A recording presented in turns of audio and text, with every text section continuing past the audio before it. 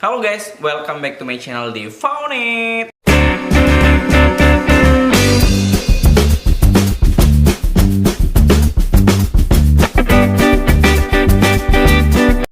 Nah, untuk di video kali ini, aku mau ngajak kalian untuk nonton bareng. Dan kita bakal ngebahas dan kita bakal ngelihat sebenarnya masalah dari klarifikasi yang akan diklarifikasi oleh Vicky Naki. Ya, kita tahu lah kalau misalnya Vicky Naki dan Dayana sekarang emang lagi trending banget karena hubungan mereka. Namun aku sebagai orang yang ngikutin perjalanan mereka, tapi aku pengen ngajak kalian untuk lebih paham, pahamlah alur cerita sebenarnya kenapa Dayana ngepost story dan lain hal. Dan seperti apa untuk klarifikasinya kita nonton bareng-bareng. Dan video aslinya nanti kalian bisa lihat di box description aku, atau kita bisa nonton bareng di channel ini. Dan kalian bisa komen positif. Dan sebelum kita lanjut untuk nonton video dan nge-reaction videonya, pastikan juga kalian udah like, comment, share, dan subscribe. Thank you banget buat kalian yang udah support channel ini ya guys. Jadi langsung aja, nggak usah lama-lama. Check it out. Gini, aku dengan Dayana itu dari awal ketemu di Ome TV juga nggak pernah disetting. Ya kalian tahu sendiri Ome TV kan random gitu. Nah setelah itu aku buat konten lagi dengan dia karena kayaknya memang dari dianya juga interest dan aku juga interest karena ya asik ngobrol dengan Dayana. Oke, paham sih. Seperti yang udah kita tahu juga, kalau Vicky Naki ini kan termasuk salah satu kreator yang pinter berbahasa, itu satu. Terus dia aktif di Ome TV. Dan sebenarnya pertemuan dia dengan Dayana itu kan juga dari Ome TV. Dan sebenarnya juga kalau aku lihat, dia bukan termasuk orang yang men-setting suatu momen. Nah, jadi kalau jadi kebetulan ketemu dengan Dayana dan itu bukan settingan dan itu bukan bukan udah janjian, bukan. Karena seperti yang dia sebut tadi, kalau di Ome TV kan sistemnya random guys. Jadi ya wajar sih dia ketemu dan ada part-part yang memang mereka harus tampilkan di video. Dan menurut aku itu karena mereka punya rasa cocok. Jadi chemistry-nya dapet. Ya sama lah kayak kita. Kalau kita chemistry-nya udah ada, mau sebagaimanapun kita tetap berkomunikasi, kita tetap saling berbincang dan lain hal sebagainya untuk hal-hal yang positif gitu. Oke? Dan aku gimana ya? Mungkin kalian lihat memang viewersnya gede. Terus aku buat terus video sama dia. Mungkin kalian ngiranya aku, wah kayaknya Vicky ini deh memanfaatkan Dayana kayak gitu. Nah aku pengen cerita. Nah, jadi kebanyakan dari kita sebenarnya adalah orang berpikir ya, maksudnya dibilang suujon sih enggak, tapi banyak orang yang berpikir bahwasannya Vicky Naki ini memanfaatkan momen atau memanfaatkan Dayana dengan konten dia yang ada di Ome TV karena viewersnya kan di video pertama itu meledak juga 10 jutaan. Jadi mungkin orang berpikir, wow view-nya banyak, ini banyak gitu. Dan kalau aku lihat sepertinya sih ini bukan pemanfaatan atau bukan settingan, karena emang ini pure ya. Jadi kalau memang dia mau settingan ya aku rasa semua channel dia itu viewernya kan di atas 5 juta misalnya gitu kan. Jadi ya kalau dia mau memanfaatkan, kenapa nggak semua orang-orang yang di Ome TV aja dia ulang-ulang lagi untuk naikkan viewers, kan logikanya begitu. Banyak kerjaan sebelum-sebelumnya itu yang brandnya itu minta aku buat video sama Dayana. Dan ada satu brand itu yang menawarkan harga tinggi banget. Wow, 200 juta. 200 juta ya? 200 juta, itu salah satu brand. Dan aku nggak mau ngambil. Men, logikanya gini ya, kalau kita sebagai kreator, kalau memang dia memanfaatkan momen, terus kalau dia ada tawaran kayak kerjasama, MOU dengan beberapa company, harusnya kalau memang dia memanfaatkan momen, kalau memang dia jahat, dia pasti ambil itu project. Karena logikanya, siapa sih yang nggak mau uang 200 juta gitu, tapi dia tolak. Nah, dari situ kan kita udah paham sebenarnya kalau memang dia bukan tipe kalau orang yang memanfaatkan situasi untuk memperkaya diri. Sebenarnya kalau aku lihat dari perjalanan, Vicky Naki ini orang yang baik. Kenapa? Ya karena dengan dia, Dayana sendiri terbantu, Dayana juga terkenal di Indonesia gitu. Dan mereka sebenarnya saling support gitu. Dan kenapa aku nggak mau ngambil? Karena menurut aku itu kayak terlalu settingan. Bener gak sih? Iya benar. Sih? Alasannya jelas, dia nggak mau ngambil karena dia rasa kalau dia ambil itu benar-benar terlalu settingan. Karena settingan ini bukan karena dia ambil itu settingan, bukan. Settingan ini dia lihat project ini menawarkan yang menurut dia itu benar-benar settingan banget gitu. Makanya dia nggak mau ngambil. Dan dari sini kan kita udah ngelihat langkah yang dia ambil itu udah bagus. Dan sebenarnya kita harus support dia. Bahkan kita nggak bisa ngejudge dia kalau dia memanfaatkan situasi. Jadi konsepnya itu waktu itu pas Valentine juga ya mungkin ya untuk Valentine. Jadi Vicky itu memang disetting atau diset untuk pakai jas kayak gitu. Terus ada lampu-lampu ya romantis lah istilahnya kayak gitu. Lalu komunikasi ya sama Diana seperti itu. Oke, jadi kalau aku lihat projectnya ini perusahaan atau company yang menawarkan mereka kerjasama ternyata settingannya adalah meminta si Vicky Naki itu untuk berpenampilan rapi lah layaknya kayak merayakan sebuah Valentine, hari kasih sayang. Nah, karena emang pas banget sih kalau hari Valentine itu kan untuk pasangan-pasangan gitu kan, dalam artian ya mereka si proyek ini membutuhkan dua objek yang memang bisa disatukan untuk angkat cerita project mereka gitu. Jadi si Vicky harus pakai pakaian rapi, jas, terus dihiasin dengan ya layaknya dekorasi Valentine, dekorasi penuh kasih sayang gitu. Mungkin di sana juga sama layaknya dengan si Diana untuk diminta seperti itu gitu ya. Iya, Benar. kayak gitu. Jadi that's why kita juga cancel ya walaupun nilainya cukup besar. Wow, besar banget 200 juta. Kenapa kita menceritakan ini supaya teman-teman juga tidak salah artikan pekerjaan kita dengan Benar, Sibar dengan ya. Sibar. Nggak salah paham Ya, dan memikirkan kayak kita tuh memanfaatkan Memanfaatkan Diana aja, benar. seperti itu sih. Jadi ya kita makanya akhirnya menceritakan seperti Iya, ini benar. sih. Oke, dan akhirnya dengan si manajernya si Tere namanya. Jadi si Tere dengan si Vicky Naki memutuskan bahwasannya project yang akan diambil ini kan kayak terlalu settingan. Khawatirnya, yang mereka khawatir adalah semua orang yang di persosmedan ini mengira kalau mereka kan memanfaatkan si Diana. Ya, mereka juga di sini menjelaskan bahwasannya mereka tidak memanfaatkan situasi, bukan memanfaatkan Diana. Ya, jadi ya walaupun memang angkanya gede, tapi ya logikanya siapa sih yang nggak mau 200 juta gitu. Tapi ya bagusnya mereka tetap tidak melanjutkan kerjasama ini.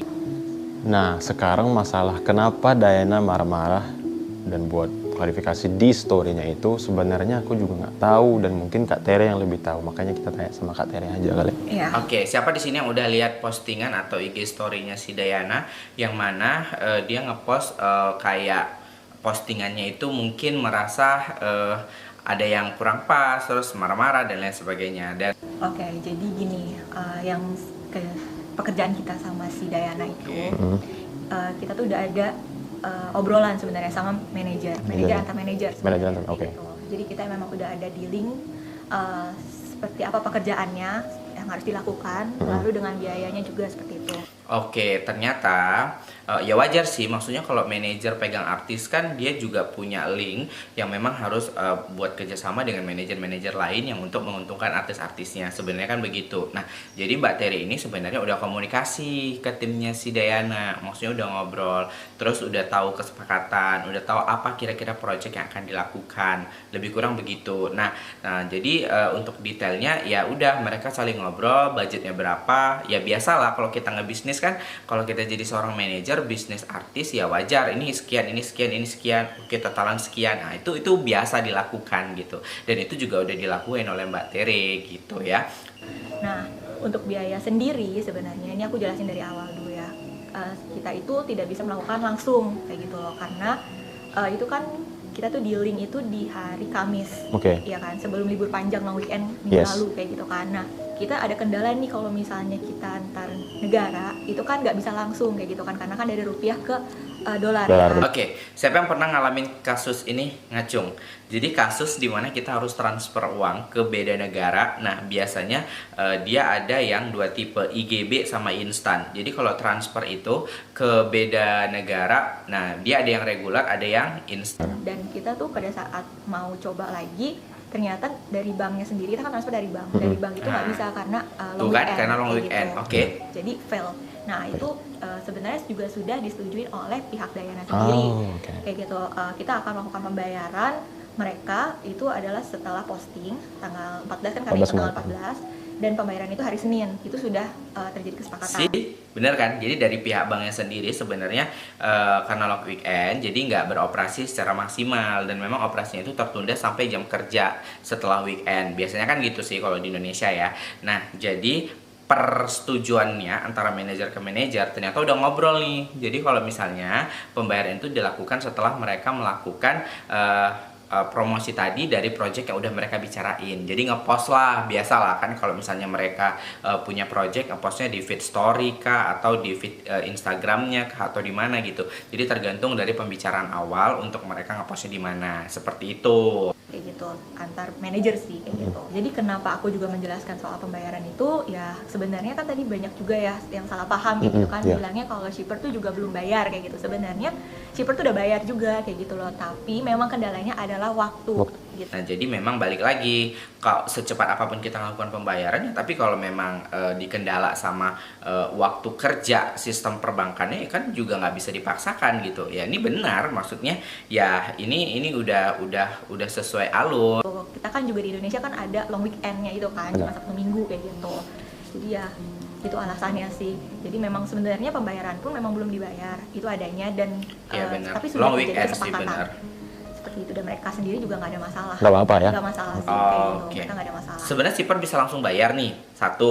Tapi sistem perbankannya kan karena long weekend, jadi shipper belum bisa bayar.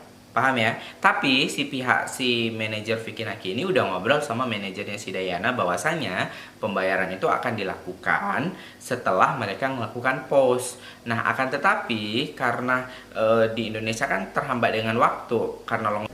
Nah, karena kontennya itu ceritanya adalah Dayana itu dapat hadiah Valentine seperti itu ya. Oke, pahami dulu konsep cerita awal. Jadi konsep di sini si project mau karena dia hari Valentine, si Dayana ini nantinya akan dapat hadiah. Ingat ya, Dayana akan dapat hadiah ya, seperti biasalah kalau project akan dikasih hadiah, otomatis kan karena jarak jauh pasti kan ada dana juga yang harus dikeluarin tersendiri budgetnya. Biasa kan gitu ya kalau project atau bisnis gitu. Lanjut.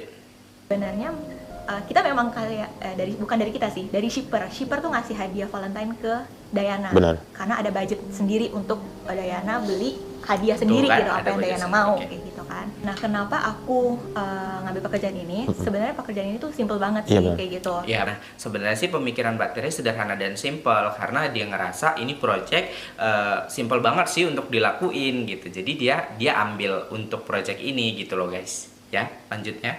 Sekitar jam 1 ya, jam 1 waktu Indonesia, jam 2 waktu Jam 2 Indonesia atau jam 1 di Kazakhstan. Itu mereka baru akhirnya upload ya apa yang udah seharusnya kayak gitu, tapi cuma bertahan sekitar berapa menit itu di take down. Nah, di sini sebenarnya titik masalah. Titik masalahnya si Dayana kan udah melakukan post nih. Pihak si Dayana udah ngelakuin post. Nah, ternyata di sini ada beberapa postingan yang setelah di-post mereka ngelakuin take down. Nah, tapi kita sebagai pengikut ya, sebagai orang yang mau tahu klarifikasi sebenarnya seperti apa, kita juga harus dengarkan dulu beberapa pendapat dari salah satu pihaknya. Oke. Nah, dari sini kan yang sebenarnya langsung rame. Lalu itu sebenarnya juga mungkin ada kesalahan saya juga Mbak kayak gitu. Tere. Karena sebenarnya pada saat take down itu saya ngomong sama manajernya Dayana. Oke, jadi setelah di take down, balik lagi ternyata Mbak Tere kan di sini punya etika bisnis, punya attitude yang baik juga sih kalau aku lihat, karena dengan terjadinya ini dengan take downnya video atau postingan, Mbak Tere juga mengklarifikasi atau ngobrol secara ya layaknya kolega lah gitu antara satu dengan yang lain. Maksudnya apa case-nya, apa masalahnya gitu ya. Ini apa namanya, kan Dayana itu bekerja tidak sesuai dengan yang seharusnya kayak gitu, tapi saya bilang dipotong 50% kayak gitu, karena kan Vicky yang bantu handle take over kayak gitu, aku bilang kayak gitu. Terus tiba-tiba mereka take down, terus muncullah status itu kayak gitu. Nah, jadi dari ceritanya setelah Mbak Tere ini ngobrol gitu kan. Nah, sebelum di take down postingannya, Mbak Tere udah ngobrol sebenarnya. Ngobrol secara kedua belah pihak, kolega atau yang kerjasama lah, bahwasanya bla bla bla bla bla bla, mungkin begitu. Nah, setelah diobrolin itu, Mbak Tere kan berpikir bahwasanya ini project bukan Dayana yang 100% kerjain. Nah, otomatis kan karena bukan 100% kan di take over sama si Vicky Nakinya, maksudnya dikerjain juga, dilanjutin. Nah, otomatis kan dari dana ini juga Mbak Tere ngobrol lah secara bisnis dengan manajernya, seperti ini. Mungkin manajernya si pihak sana kurang gimana gitu atau apa gitu kan ya. Jadi setelah tahu bahwasanya ada pemotong 50%, maka itu video di take down atau postingan itu di take down. Nah ya mungkin karena juga sebelumnya saya juga belum pernah bekerja sama dengan Dayana dan tim manajemennya. Saya minta maaf untuk pihak-pihak yang dirugikan, Shipper dan mungkin juga timnya Dayana. Tapi ya cut 50% itu sebenarnya saya hanya ingin bersifat profesional aja. Menurut aku sih Mbak Tere di sini termasuk orang yang berjiwa besar juga. Maksudnya dia belajar dari kesalahan. Di sini dengan klarifikasi yang dilakukan Mbak Tere, dia juga berjiwa besar ya menurutku untuk meminta maaf dengan tim kerjasama yang udah dia lakukan sebelumnya. Tapi nggak tahu kayak gini ya? Iya, malah nggak tahu jadinya malah seperti ini, jadi terjadi kesalahpahaman kayak gitu. Dan kita kan juga belum sempat ngobrol sama timnya Dayana juga ya, belum sempat ini, tapi tiba-tiba sudah terjadi seperti itu. Jadi lewat klarifikasi ini sih kita berharap supaya teman-teman juga tahu loh kayak gini sebenarnya. Iya, tahu kayak gini sebenarnya apa yang terjadi gitu. Oke, paham ya guys. Jadi untuk di sini untuk Mbak Terenya juga sama Vicky Naki udah ngelakuin klarifikasi bahwasanya permasalahan yang timbul di permukaan itu seperti ini loh ternyata ceritanya gitu. Dan oke banget ya buat mereka berdua, buat Mbak Tere yang udah mencoba klarifikasi. Jadi kita para netizen nggak kepo-kepo dan nggak salah-salah tebak seperti apa gitu ya. Aku lihat Kak Tere nangis itu kenapa? Oh, karena banyak yang salah paham sih kayak gitu loh. Dan nge-hate kah, nge-judge kah? Semuanya. Aduh, aku jadi gak enak. Sedih aku. Gak apa-apa. Karena apa ya? Karena aku cuma berusaha untuk profesional di bidang aku sih, kayak gitu kan. Aku juga pernah ikut campur untuk urusan pribadinya Vicky kayak gitu kan. Karena kita just kayak teman kerja aja kayak gitu kan. Ya menurut aku manusiawi juga sih ngerasa sedih tuh, dan dia kayak merasa bersalah dengan apa yang udah terjadi. Dan aku harap sih Mbak Tere tetap semangat. Story-nya juga manajer kayak gitu kan, dia nggak nyebut nama kayak gitu manajer, tapi kayak itu merasa aku juga kok kayak gini ya kayak gitu loh, sangat disayangkan sih gitu. Ya karena kejadian ini lewat klarifikasi ini sih berharap kayak teman-teman mungkin juga bisa belajar dari kita. Clear ya guys, jadi ya wajar lah, maksudnya Mbak Tere itu ngerasa juga kenapa dia harus begitu ya, karena di story juga disebutkan, mereka announce juga ya kan, maksudnya status manajer dan lain sebagainya. Kita juga kayaknya sih masih tetap bisa belajar ya dari kejadian-kejadian simpel seperti ini. Dari kesalahan kita yang udah kita lakuin, terus kita juga minta maaf untuk Shipper. Yes, dan Vicky juga mau minta maaf sama pihak Shipper yang sebenarnya Vicky nggak tahu apa-apa. Tapi ya Vicky harap nggak ada lagi yang bully Shipper karena dia nggak ada salah apa-apa. Oke, mungkin itu aja klarifikasi dari kita. Oke, jadi clear ya guys dari klarifikasinya. Vicky sama Mbak Tere juga udah klarifikasi, udah minta maaf dengan video klarifikasi yang mereka buat ini. Dan kita pun sebagai netizen juga harus berpikir lebih dewasa lagi, bahwasanya nggak perlu bullying lah gitu ya. Maksudnya kita juga nggak perlu ngejudge, kita nggak perlu nge-hatersin juga, dan pihak Shipper dan lain sebagainya juga. Thank you banget buat kalian yang udah nonton videonya. Jangan lupa untuk langsung di like, di komen, di share, dan di subscribe. Pastikan juga kalian udah like, udah komen juga ya, dan share video ini ke teman-teman kalian. Thank you banget buat kalian yang udah support channel ini guys. Sekali lagi, see you, bye bye, have a nice day.